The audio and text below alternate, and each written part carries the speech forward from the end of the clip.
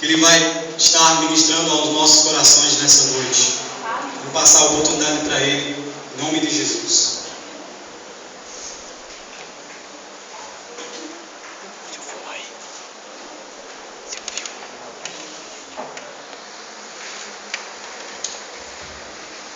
Que a graça e a paz do Senhor estejam com essa igreja. Amém. Glória a Deus. É sempre um prazer estar aqui juntamente com os irmãos. É muito bom poder nos ver, né, jovens, adultos, homens, mulheres, louvando o nome desse nosso Deus, que é maravilhoso, que é poderoso, que é digno de todo louvor e de toda adoração. Quando o pastor Rodrigo falou comigo para vir aqui trazer a mensagem da palavra do Senhor, eu não podia deixar de estar aqui hoje, para fazer esse hino do Senhor, para estar compartilhando com os irmãos alguns textos bíblicos. Já que louvamos, já que adoramos ao Senhor com os nossos lábios, com o nosso coração, vamos agora meditar um pouco na palavra do Senhor. Peço que os irmãos abram suas Bíblias no livro de Apocalipse, capítulo 3.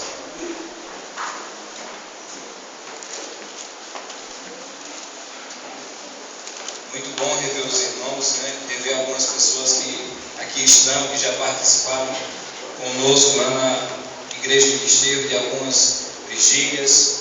Outros já conheço de longa data, como os nossos irmãos que ali estão. Apocalipse capítulo 3, versículo 14 ao 22. Quem encontrou diz amém. Amém.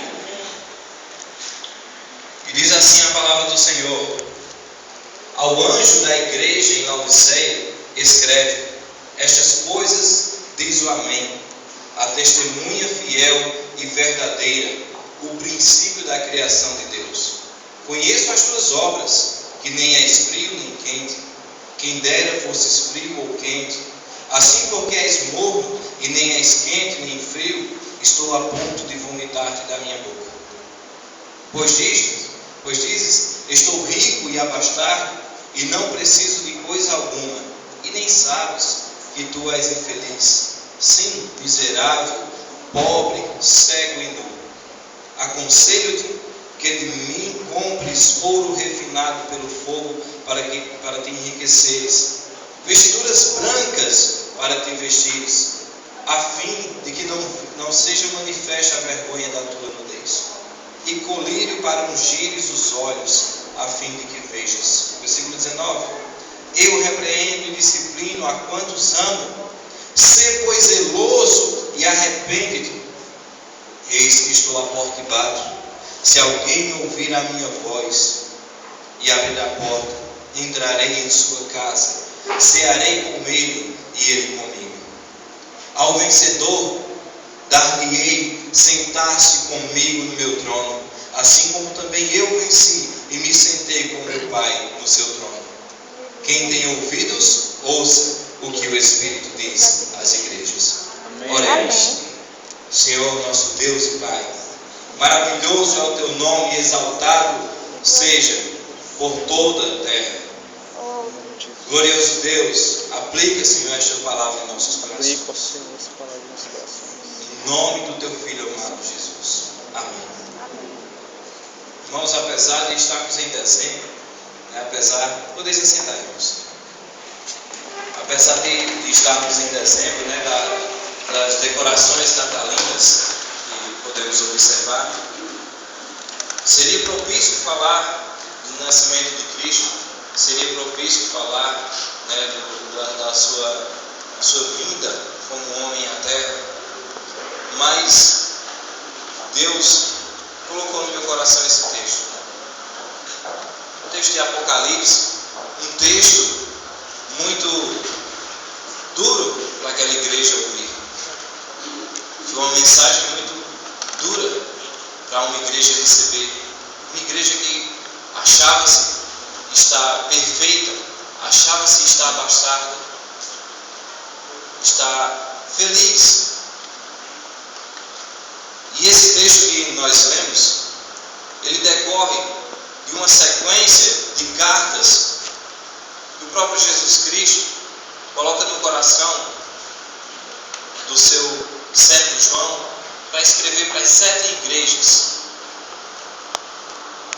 E ele, a partir do capítulo 1 de Apocalipse, ele já começa a escrever a igreja, né, em Éfeso, depois Esmirna, Pérgamo, Tiatira. E ele chega no capítulo 3, ele escreve a igreja em Sardes.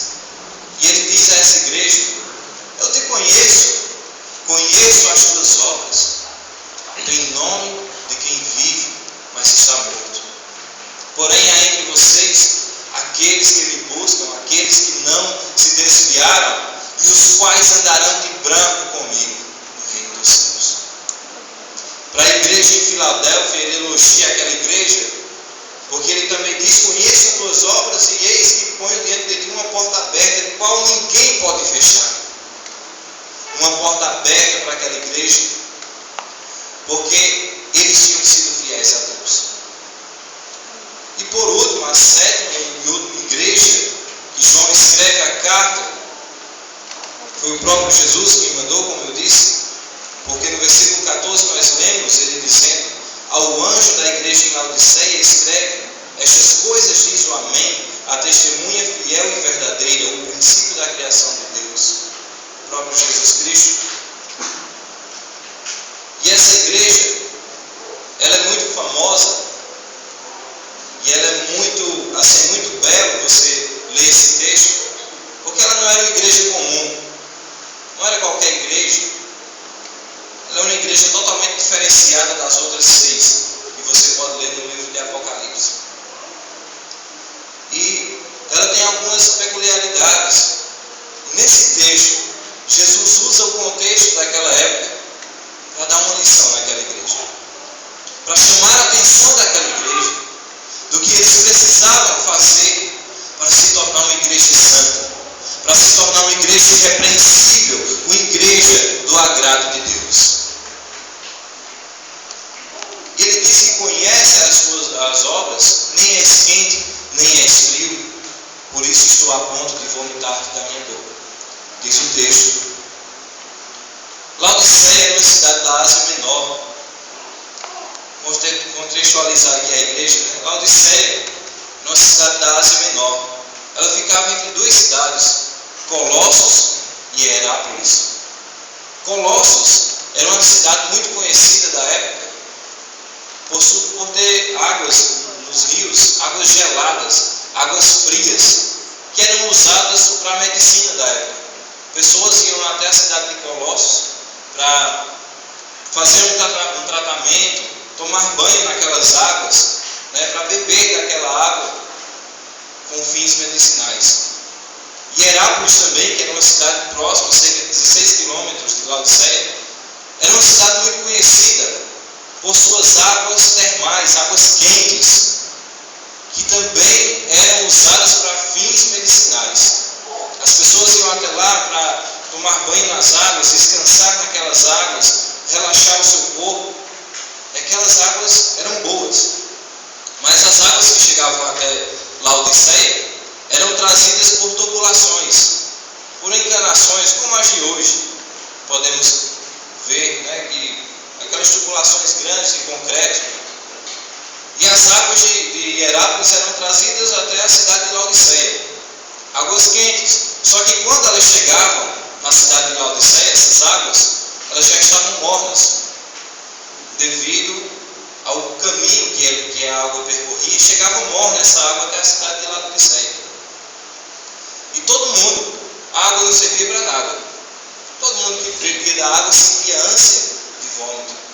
Todo mundo que tentava usar água para alguma coisa nem prestava para banhar, a não ser que esperasse esfriar ou alguma outra forma. Mas a água própria em si não era boa. A cidade de Laodiceia não era conhecida por isso. Então, Deus faz essa comparação. Ele diz: ó, quem dera você fosse frio. Porque tem gente que diz: ah, então o crente tem que ser frio. Não, o crente tem que ser crente. Né? Mas quando Jesus faz essa comparação, ele diz: quem dera vocês fossem frias, como as águas de Colossos, que servem para curar as pessoas. Porque a igreja, meu irmão, tem que ter essa função, essa finalidade. A igreja tem que ser o hospital de Deus. A igreja é o hospital de Deus. Você vem para aqui para ser curado, para ser renovado, para ser revestido pelo poder de Deus. Amém. E você, como igreja, tem que alcançar as outras pessoas que estão ali fora para isso, para curar a vida delas. Amém. E ele também diz: quem dera fosse ciente. Como? Hierápolis. Ele não diz isso no texto como Hierápolis, mas é uma comparação contextual que ele faz. Quem dera fosse ciente como a cidade de Hierápolis, porque também era usado para medicina. O calor é aconchego. Você vem para a igreja para ser aconchegado, para ser amado por Deus, para ser acolhido debaixo das asas do Senhor. Mas a igreja de Laodiceia era morna. E ele diz para eles: eu sinto ânsia de vômito de vocês. Isso foi triste para aquela igreja vir. Uma igreja rica, uma igreja que se achava autossuficiente, não precisava de governo, e se achava também independente de Deus. E é por isso que eu quero, nessa noite, trazer um tema para a igreja: conselhos para uma igreja santa. Você pode repetir comigo? Conselhos para uma igreja santa.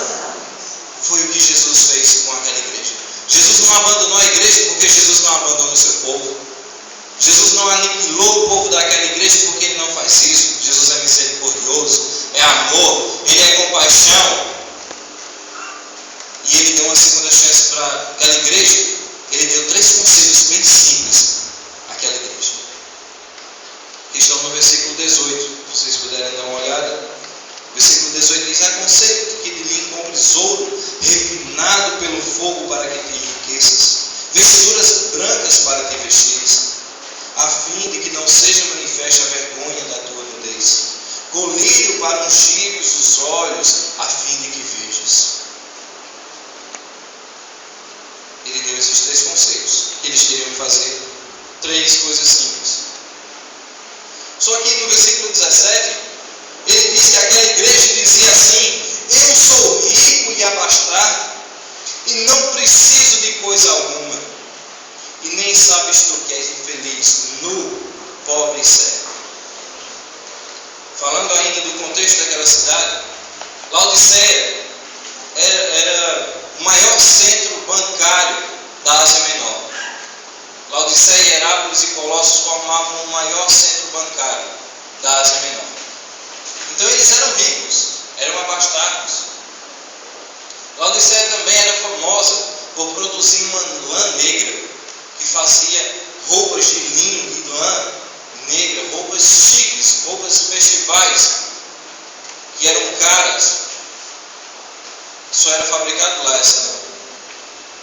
E também era conhecido por ser um dos maiores centros medicinais da época, de oftalmologia, que cuidava dos olhos. Fabricantes de colírio, donos de ouro e prata, fabricantes de tecidos finos e caros. Então essa igreja se achava rica e abastada. E Jesus dá 3 conselhos simples para uma igreja santa. E o primeiro conselho que ele disse foi que comprem ouro refinado de mim. Meus irmãos, para que a igreja de hoje, para que você como igreja, você é uma igreja, você sabe disso. Foi lido aqui: vós sois templo do Espírito Santo. Você é a igreja, meu irmão. Você é a igreja, meu irmão. E para que você como igreja não caia nessa soberba que a igreja de Laodiceia caiu, de achar que não precisa de coisa alguma, de se achar autossuficiente, de se achar independente de Deus. Eu digo para você, você é totalmente independente de Deus. Porque o próprio Jesus diz: sem mim nada podeis fazer. Eu sou a videira, vocês são os ramos. e aqueles que estão em mim eu podarei para que dê mais frutos. Mas os que não eu cortarei, para que sejam lançados no fogo. Cuidado, meus irmãos. Você é a igreja santa, eleita do Senhor Jesus. E ele diz: aconselho que de mim compres ouro refinado pelo fogo. Mas você me diz: mas aquela cidade não era dona do ouro e da prata? Aquela cidade não tinha o maior centro bancário da época? Tinha. Mas quando ele diz: aconselho de que de mim compres ouro refinado, não é ouro que o homem pode tocar. Não é ouro que o ladrão vem e rouba. É um ouro eterno que está guardado no céu. São tesouros que você vai ter para a eternidade. Você pode não desfrutar deles aqui na terra, mas terá eternamente no céu. E esse ouro do Senhor é tudo aquilo que você não pode tocar, mas que você pode sentir e fazer. Quando você é rebelde, você está se desfazendo do ouro que é o Evangelho de Cristo. O Evangelho de Cristo, como Paulo diz lá em 2 Coríntios 4,17, Paulo diz: nós temos este tesouro, que é o Evangelho, em vasos de barro. Quem são os vasos? Somos nós. Nós somos vasos de barro, que somos moldados pelo Senhor. E temos este tesouro, que é o Evangelho. O Evangelho que por causa dele somos perseguidos. O Evangelho que por causa dele somos chacotados. O Evangelho que por causa dele às vezes sofremos. Mas nos foi dada a graça de não só participarmos desse Evangelho, mas também de sofrer por ele. E este tesouro é o Evangelho. Aí você me diz assim: mas realmente o Evangelho é um tesouro? É ouro fino? É sim. Se você acha que o Evangelho não é ouro fino, que o Evangelho não é ouro refinado pelo fogo, é porque você não sabe quanto custa uma gota do sangue de Jesus. E ele derramou várias por você. Várias gotas de sangue, 6 litros para ser exato, segundo a ciência diz. 6 litros de sangue Jesus derramou naquela cruz. Foi muito sangue vertido naquela cruz em prol do seu pecado, do meu pecado e do pecado de todos aqueles que creem no nome do Senhor Jesus. Amém. Então, meu irmão, compre do Senhor a cada dia ouro refinado pelo fogo. Este Evangelho, zele por ele, viva este Evangelho, para não cair na soberba de dizer: não, eu já li o bastante, eu já li a Bíblia o bastante, eu já sei o bastante. O inimigo da perfeição do crente é o tá bom. Ah, tá bom, já sou crente, já me converti, já vou para o céu, tá bom, não quero mais nada da vida, só agora me deitar numa rede e tomar uma aguinha de coco. Não tá bom, meu irmão. A cada dia, esse é um tesouro que quanto mais você cava, mais você acha ouro, mais você acha pedras preciosas que estão aqui para serem usadas em prol da sua vida, para serem ajuntadas no céu, onde você vai poder desfrutar eternamente.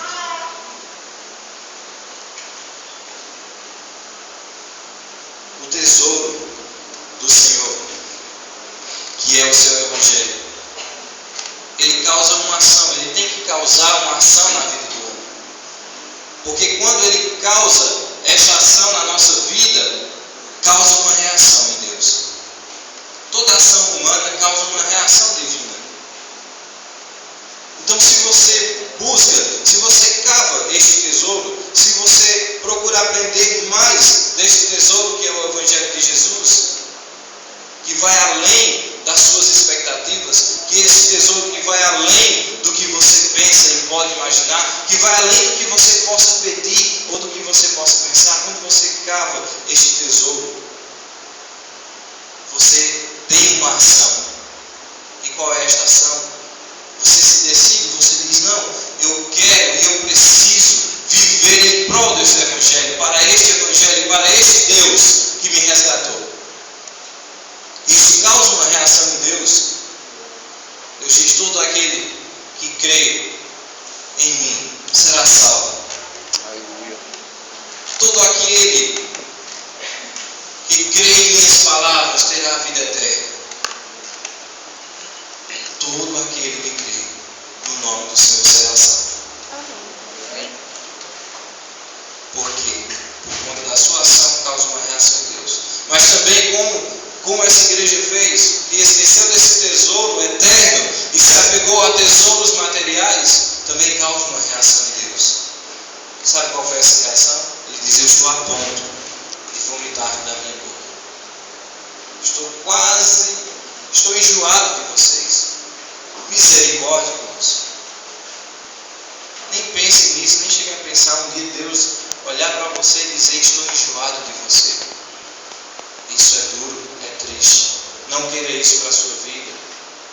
Busque esse tesouro do Senhor. Procure. Porque o Senhor Jesus disse uma parábola. Ele falou que o reino dos céus é semelhante a um homem que compra um terreno e encontra naquele terreno um grande tesouro. E ele vai, vende tudo o que tem e se dedica àquele terreno.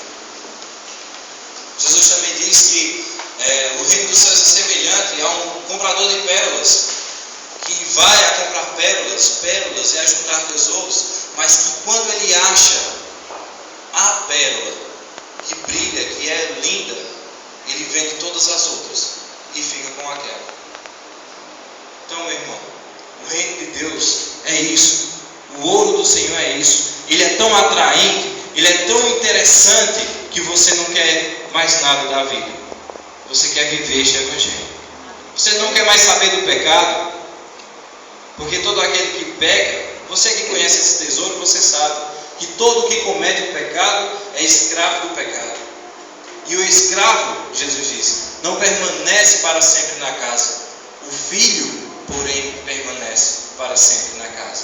E a todos quantos creram no nome do Filho de Deus, deu-lhes o poder de serem feitos filhos de Deus. A todos quantos creram, deu-lhes o poder de serem feitos filhos de Deus, para que você permaneça eternamente, como Davi disse: e habitarei na casa do Senhor por longos dias. Eternamente. Você quer isso, meu irmão?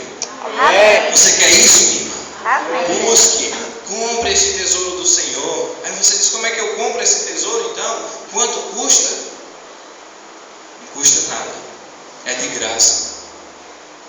É um tesouro que o Senhor resolveu entregar nas suas mãos, para que você seja um filho dele.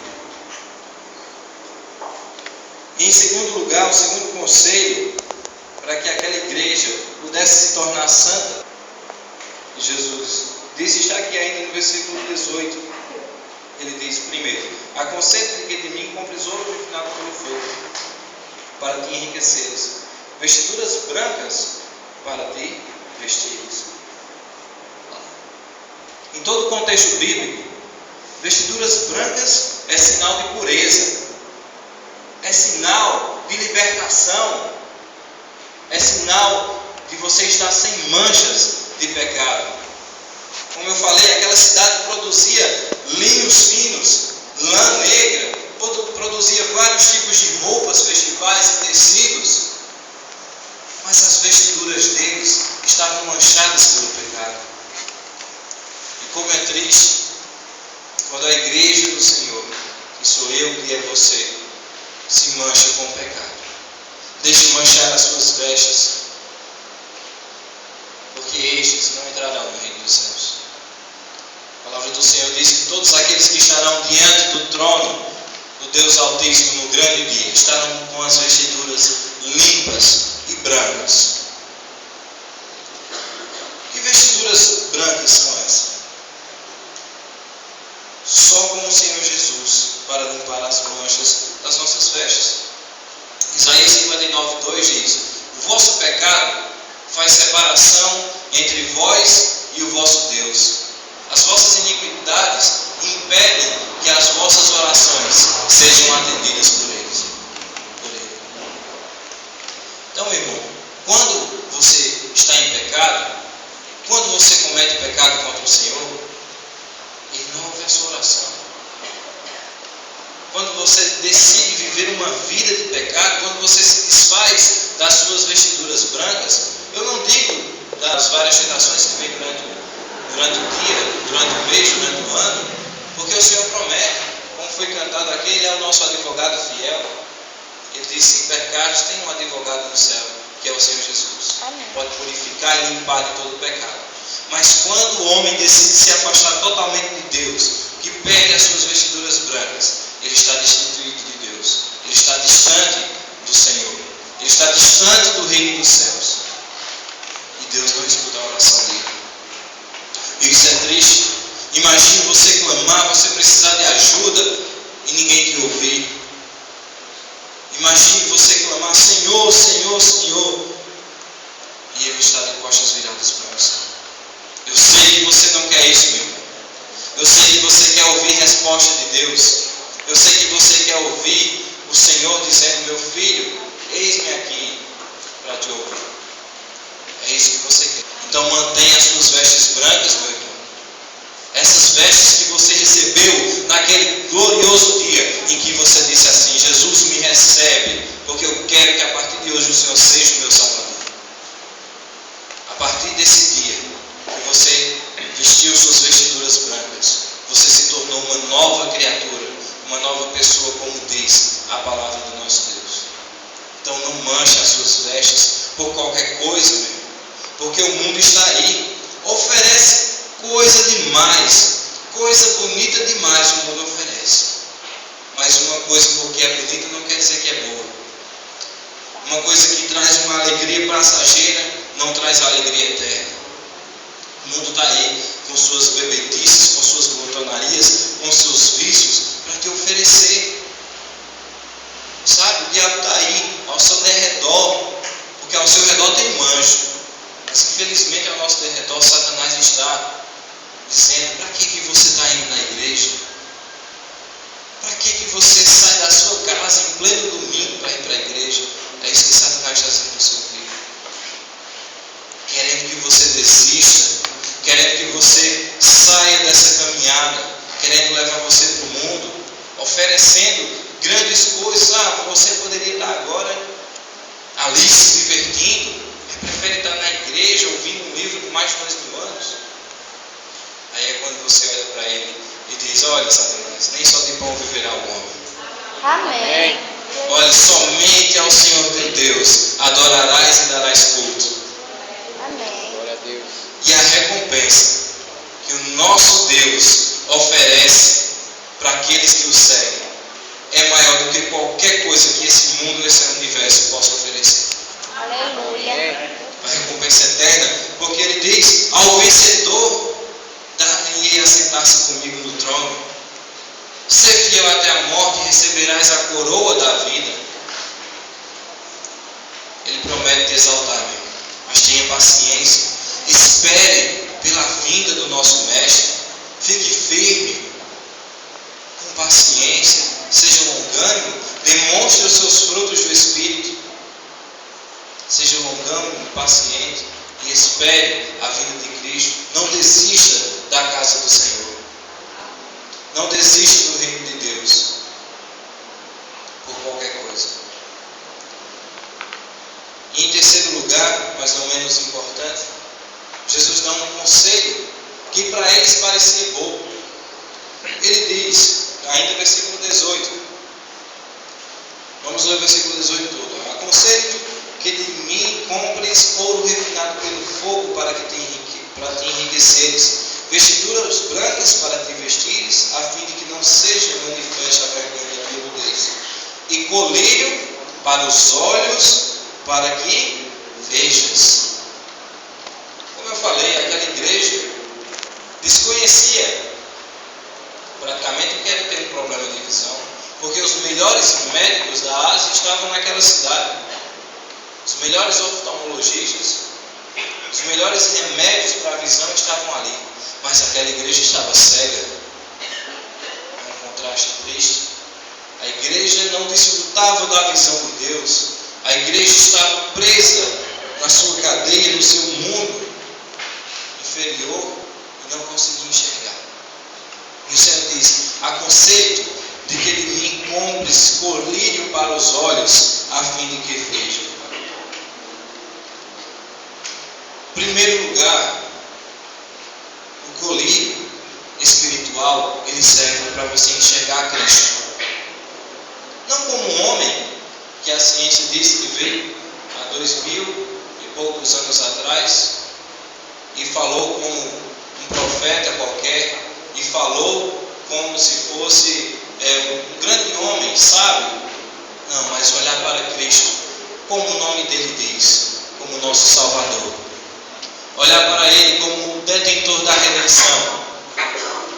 Olhar para Ele, como Ele mesmo disse em João 14,6: Eu sou o caminho, a verdade e a vida. Ninguém vem ao Pai senão por mim. E aquela igreja não estava enxergando isso.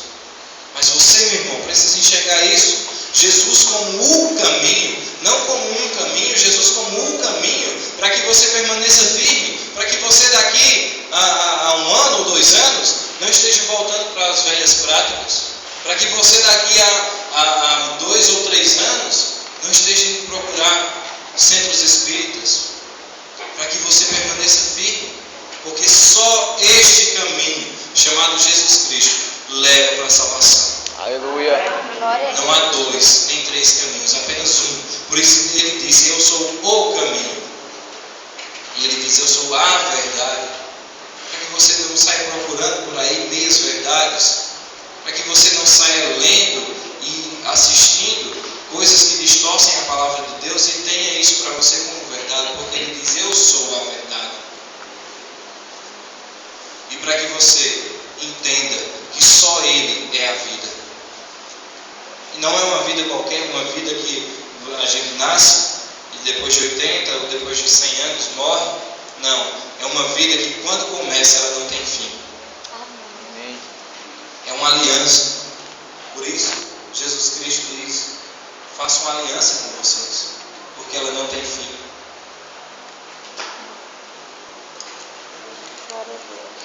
E o mais interessante, quando Jesus diz: Eu aconselho que vocês comprem colírio para os olhos, a fim de que vejam,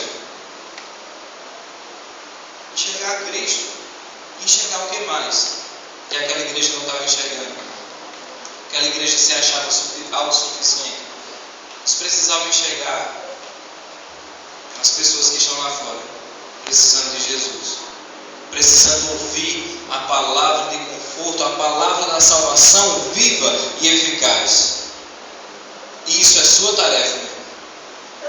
Enquanto você não usar esse colírio aqui, que é a Bíblia, que é a palavra de Deus, e enxergar que não é só você que precisa de salvação. As pessoas que estão ali fora precisam ser seduzidas por essa palavra. Você pode achar a palavra seduzir muito forte, mas o meu professor, lá no seminário, ele dizia: convencer é uma palavra que todo mundo usa e que é simples. Qualquer pessoa pode ser convencida por qualquer coisa, mas seduzido só pela palavra de Deus. Amém. Porque a gente se sente interessado, a gente se sente com vida nova e com vontade de levar este evangelho lá para fora dessas 4 paredes que são bonitas, que estão hoje enfeitadas, que tem ventiladores, sair desse conforto do banco, de estar sentado, e se preocupar com aquelas vidas que perecem lá fora.